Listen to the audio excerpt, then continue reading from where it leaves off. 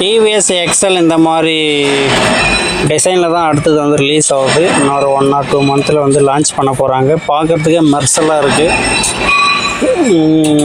இது வந்து 150 125 சிசியில் வெளியே வரதா சொல்லியிருக்காங்க அப்டேட்டு. ஸோ பார்த்தீங்கன்னா இது கிட்டத்தட்ட ஒரு 100 கிலோமீட்டர் வரைக்கும் இந்த ஸ்பீடு கொடுக்குறதா சொல்லியிருக்காங்க.